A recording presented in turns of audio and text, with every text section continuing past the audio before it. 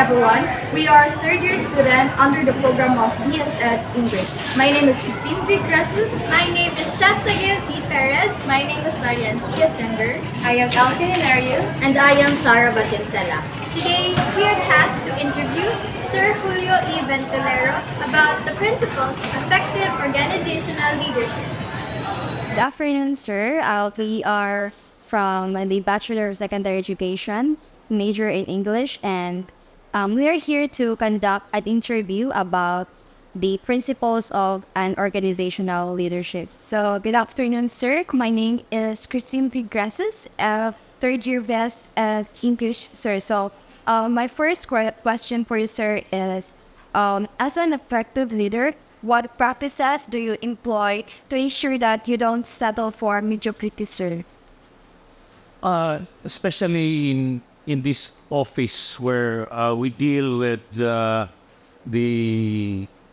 development of students and as a support to academics, the output that I require from my staff, indeed, I require from them quality. I really require the work that really comes from their heart because, again, when we deal with students, it's about relationships.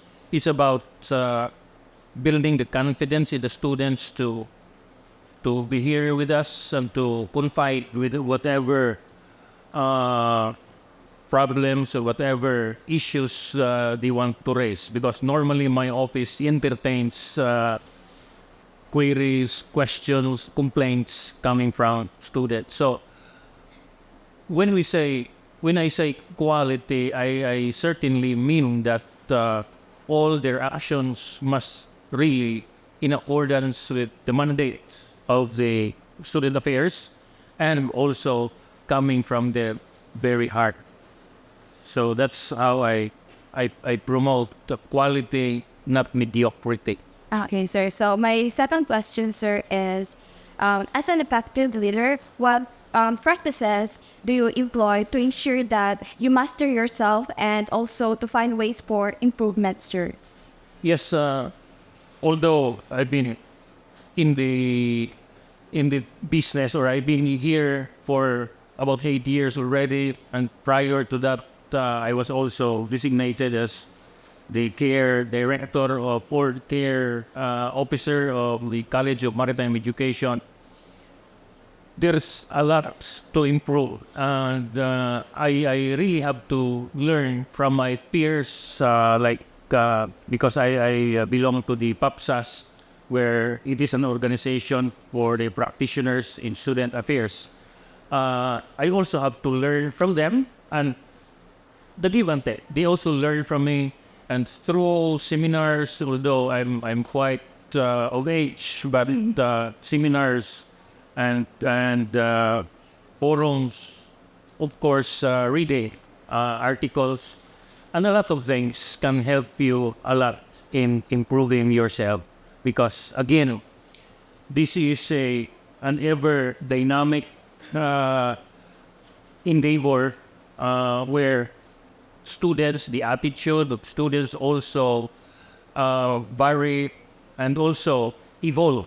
No? There's no constant attitude of students and student groups. That's why you need to really keep abreast, and you have to really learn again from other directors, from my peers, and through my readings in many articles. So it's really a give and take process. So it's a give and take process, because me being already here for quite some time, some of my peers, some of my colleagues in the other universities look at me as someone who knows better than them, and so I also have to share some knowledge. And of course, even the youngest of us, the newest one in the field of student affairs, you can learn lessons from them. You cannot deny that they have their stories worth telling, that you can have some inputs na you can also improve through their stories. Okay, thank you very much, sir. So, well, the next question would be, sir, something about the welfare of your subordinates. So, how do you prioritize in addressing the needs of your subordinates to support their well-being and, of course, their growth? Okay, apart from the wellness or the well-being being attended to by the university, personally and officially as well, I really have to look into them because, you know, I can tell, being with them for quite some time, I can tell easily if they have burdens or they have problems when they come in. Their aura, the way they greet me, good morning in the mornings, I can really tell that there's something going on in them, and so I have to ask. Yes. So I have to ask, and if it is something about their family, like if it is a taking care of a mother, I really have to tell them that you go ahead, you attend to your mother, or you attend to your personal self, because if an employee comes here with burden in his heart or in their heart, the performance will be affected. And so first I have to make sure that their well-being is well attended to, because the work of someone in the student affairs is more on giving, and you cannot give but you do not have. And so if you have peace, then peace in yourself, peace in your heart, then you can give peace to those who have to those who approached your office. Yes, sir. Thank you so much, sir. And then the next question, sir, would be about when it comes to communication. So, how do you, or what are your practices in order for you to keep up with some updated information and you're going to share it with your subordinates? What are your practices? Of course, in the first place, the mandate, which is or the Bible of the student affairs, is Ched Memorandum 09 series of 2013. When they enter first in the office, I have to make them aware of that our guiding principle are all in the Ched Memorandum Order number 09 series of 2013. And they all understood what are the contents of Ched Memorandum 09 series of 2013. But if there are changes or if there are instructions coming from the higher echelons, of course, I have to communicate that to them very clearly, either verbally, and most of the time verbally, or if it requires some legal acts or legal perspectives, it needs to be communicated through writing. But if it is only for mere instructions, just a verbal communication with them. But I made sure that all of these are communicated well and also understood by all of them. Yes, sir. So, good afternoon, sir. My name is Shasta Getty Perez, and I'm from the Bachelor of Secondary Education, majoring in English. So, we would like to know insights from you, sir, about other principles. In particular, as a leader, how do you become a good example? So, we would like to know what do you do or what practices do you do to ensure that you become a good example or a good role model, sir? For me, the principle in my life, although I crack jokes most of the time, but this is also always my principle, that whatever I do, it is always my solemn act of worship to God, so that my actions, I make sure that all my actions are not contrary to the laws of God and to the laws of the Republic. And so with that, I can set the right example. So my actions, my decisions are all based in principle that whatever I do, it is always my solemn act of worship to God. So thank you very much, sir. So another principle, sir, would be what acts or what do you do or what practices do you do to ensure that when you give out tasks to your subordinates, they are clarified, they are clear, and that they are achieved by your subordinates, sir? Again, when I give a certain task to my staff members, number one, I have to ensure that they get the instruction. They get what is the projected output. They need to really visualize what is really the desired output for that particular task. And after ensuring that the instruction is made clear, from time to time, I also need to follow up. How is it? How is the progress of the job that I am giving you?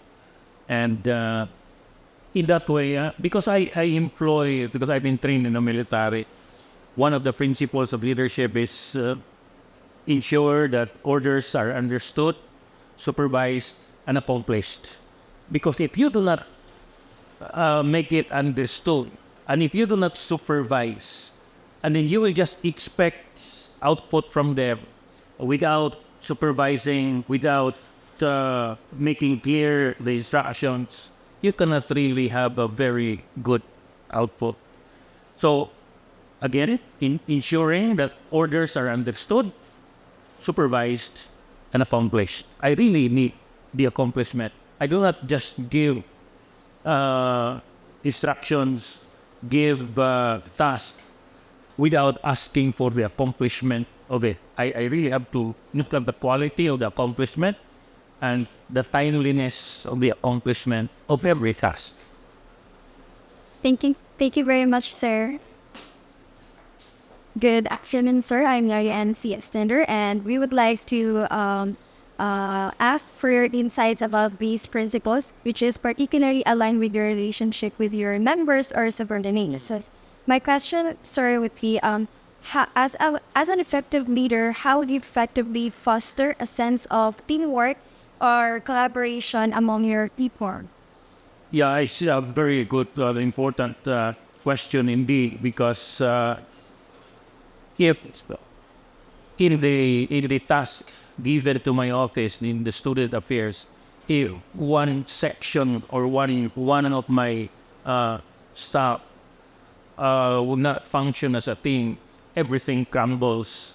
That's the reason why when we have the task to do, I really make sure that all of them knows the task that is ahead of us and the roles of each one in accomplishing the task. And I do not, most often, I would not give a task just to a single person, but for all of them to work so that the output would be beautiful and it would be a collecting output from all of them supervised by me. And so I can really sense that because in the past because there was one staff member in the past, wala nang butcheron, but he's a kind of guy who really do not want to be bothered by others when he is working. But his output is not as good as that of the collaborative output coming from all of them. So when I am given an instruction to give a report to someone, I have to solicit this kind of job from all of them so that they will work together and they will come up together with a beautiful output, not coming from only one brain, but the collaborative effort of them. And it happens because of, number one, it's trust. I trust them and I have confidence in them.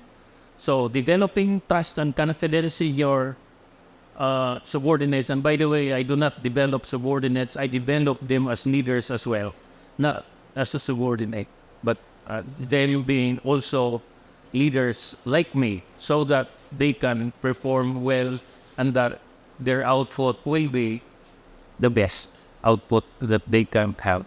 Thank you so much, sir. And another question, sir, is that as a leader, as an effective leader, how would you ensure that your decisions are well reasoned, communicated properly, and implemented in a timely manner? You may not believe it, but every day, the most important thing that I do in the office is not only working, but it all comes from prayer. Every day or every moment, everything that I need to do, I do it all with prayer. A real man needs to pray. My job is simple. If you will look at my work, it may look simple, but tell you what, if you are here, if you will be the one sitting here, you need a lot of prayers. The various and the what's this the situations of every students coming here telling me something that their teacher have done, someone being bullied, and a lot of things. Someone be harassed by a faculty. There are a lot of problems.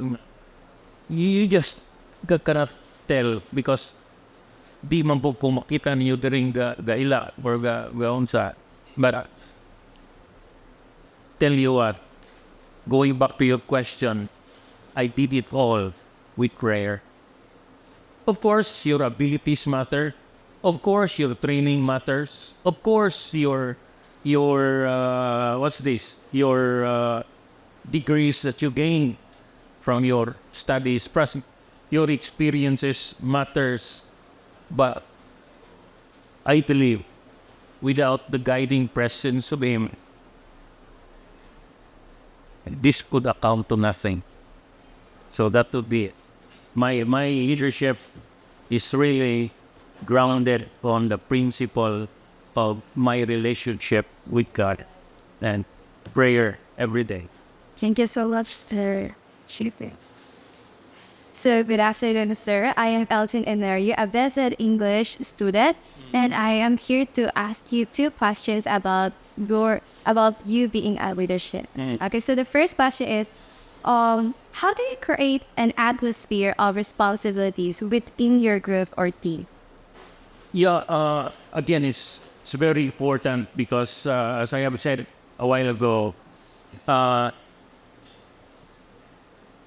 having people working with you requires you to trust them and to develop confidence in them, knowing full well that, again, I go back to prayers that I am praying that God will be giving me a staff that can work with me. And so, developing them to have a sense of responsibility is so simple in our everyday engagement. Okay, because if the staff cannot develop responsibility, like a simple complaint coming from a student, like just say a complaint coming from a student involving a faculty member. If my staff would not be responsible enough to keep this in confidential, no one will come to this office again to full fight because wa pa ganin yung masolve ni kalat na sa uwan. So responsibility, I trust that this student will approach a single or a certain staff of mine, and then I monitor the staff, what she or he will do. in relation to that particular complaint. Or if she actually handles that well, so that if because if I will just be the one to entertain, you cannot entertain. For instance, if that would be my instruction, do not entertain complaints coming from students. So I will not be giving them the responsibility, or I am not developing them to be responsible, because my office being undermanned, I cannot do it all alone. I cannot do it all alone. That's why I have to delegate some of the authority to them, some of the things that is needed to be done to them. But again, I'll be accountable for all. Your authority as a leader can be delegated, but your responsibility cannot. So they themselves will also be responsible for what they are doing. So that's why I really need to give them those tasks, delegate those tasks, so that they will also have the feeling of responsibility. Because if there is no task being done, you don't have any responsibility to account for. And so giving them the task and accounting them for the responsibility of whatever happens to the task being given. So that but anyway, all of those minor responsibilities that I am giving to them, I am the overall responsible to the government and to the institution. Pero ako tagaan ko sila, ilaw, task, and they will be accountable to me for their responsibility over the task. But in truth, I am the overall responsible. Everything, ari ko na tanan ako. But training them to be responsible, I allow them to engage in students' complaints, so that students can confide to them whatever is in their hearts. So that's it. So thank you so much for that wonderful answer, sir. Now, my next question is, how do you ensure that you do not evade your responsibilities and remain accountable for your own actions? Yeah, so, like I said, everything, although I gave the task to them, I gave them the authority to do it, but everything, all the responsibility is in my shoulder, and I'm accountable to the higher ups. Like, ako, my direct report is the vice president and the president, of course. And so, it never also happened that I evaded some of the responsibilities. Again, I can delegate. I know, as a leader, I know that I can delegate my authority to my subordinates or to my colleagues. But my responsibility cannot. I'm totally responsible for whatever things that may happen here, good or bad. I am accountable and I am responsible.